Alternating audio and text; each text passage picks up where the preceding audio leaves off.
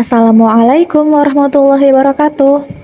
Halo semuanya, perkenalkan nama saya Ardia Regita Cahyani, peserta Latsar CPNS tahun 2025 angkatan 18 dari instansi Kementerian Agama, Formasi Guru Biologi.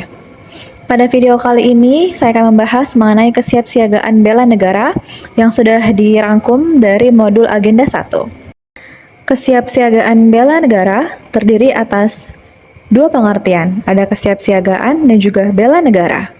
Kesiapsiagaan bisa diartikan sebagai suatu keadaan selalu siap, baik secara fisik, mental, maupun sosial dalam menghadapi situasi kerja yang beragam.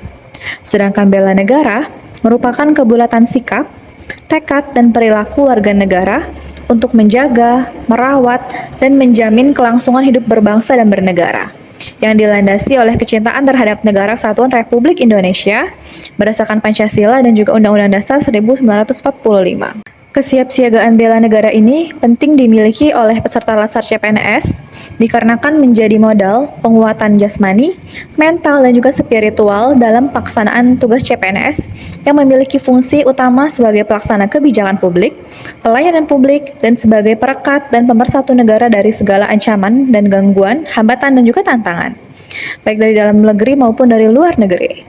Selanjutnya ada ruang lingkup nilai-nilai dasar bela negara yang terdiri dari 6 poin. Yang pertama ada cinta tanah air, yang kemudian yang kedua kesadaran berbangsa dan juga bernegara, yang ketiga yakin akan Pancasila sebagai ideologi negara, yang keempat rela berkorban untuk bangsa dan negara, yang kelima memiliki kemampuan awal bela negara, dan yang terakhir atau yang keenam adalah semangat untuk mewujudkan negara yang berdaulat, adil, dan juga makmur. Selanjutnya, ada beberapa kemampuan awal bela negara yang semestinya dimiliki oleh CPNS. Yang pertama, kesehatan jasmani dan mental. Kedua, kesiapsiagaan jasmani dan juga mental. Yang ketiga, ada etika, etiket, dan juga moral. Dan yang terakhir adalah kearifan lokal. Kesehatan jasmani dan juga mental sangatlah penting dimiliki oleh CPNS dikarenakan kesehatan jasmani seperti makan, berolahraga, dan juga relaksasi harus mendapatkan perhatian yang lebih, termasuk juga kemampuan mengelola stres, manajemen stres, dan juga kendali diri harus berubah dari sekedar reaktif menjadi keterampilan yang aktif. Keduanya harus dilatih sedemikian rupa sehingga seseorang memiliki kemampuan utama untuk menerapkan keterampilan, berkontribusi, dan juga pembentukan karakter dalam integritas dalam diri sebagai ASN. Kemudian yang kedua adalah kesiapsiagaan jasmani dan juga mental. Nah, seseorang yang memiliki kesiapsiagaan jasmani yang baik dapat melakukan berbagai aktivitas fisik seperti bekerja, berolahraga, maupun menghadapi situasi darurat lainnya. Kemudian yang kedua adalah kesiapsiagaan mental yang mengacu pada kesiapan seseorang secara mental ataupun emosi untuk menghadapi berbagai situasi, termasuk tantangan dan juga perubahan. Yang ketiga ada etika, etiket, dan juga moral. Seorang aparatur sipil negara harus dapat menjadikan dirinya sebagai model panutan tentang kebaikan dan juga moralitas pemerintahan, terutama yang berkenaan dengan pelayanan kepada publik. Dan yang terakhir adalah kearifan lokal. Kita sebagai warga negara harus menjaga dan juga melestarikan kearifan lokal yang mengandung nilai-nilai jati diri bangsa yang luhur dan juga terhormat. Nah, hal tersebut adalah modal yang kita miliki untuk melakukan bela negara. Contoh kegiatan kesiapsiagaan bela negara diantaranya adalah yang pertama, baris berbaris, merupakan suatu wujud latihan fisik yang diperlukan guna menanamkan kebiasaan dalam tata cara hidup dalam rangka membina dan juga kerjasama. Yang kedua, protokolan adalah pengaturan yang berisi norma-norma atau aturan-aturan mengenai tata cara suatu tujuan yang telah disepakati dapat dicapai.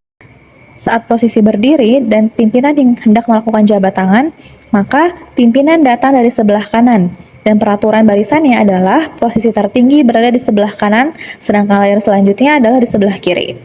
Nah, apabila staf dan masyarakat yang berjabat tangan, maka aturannya pimpinan sampai ke bawahnya adalah baris dari sebelah kiri. Apabila tidak berjabat tangan, maka posisi tertinggi tetap berada di tengah dan diikuti posisi berikutnya secara simetris ke kanan dan juga ke kiri. Selanjutnya, dalam keprotokolan, posisi duduk juga diatur berdasarkan jabatan. Untuk meja berbentuk U, pimpinan duduk di nomor 1, tepat di tengah bagian bawah U. Semakin dekat dengan posisi 1, maka semakin tinggi jabatan seseorang. Sementara untuk meja bulat, posisi 1 tetap ditempati oleh pimpinan.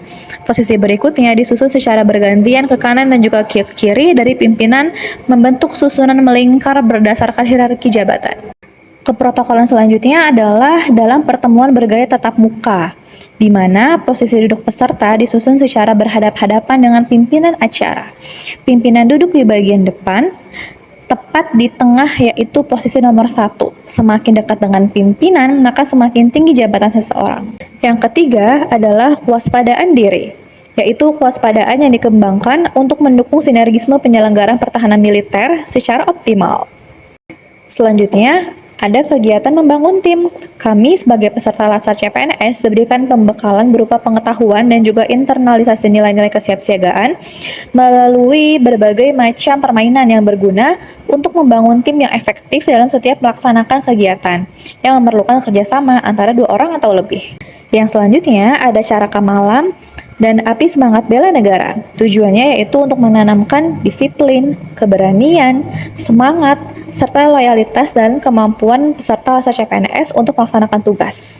Baiklah, cukup sekian informasi yang bisa saya sampaikan. Terima kasih. Wassalamualaikum warahmatullahi wabarakatuh.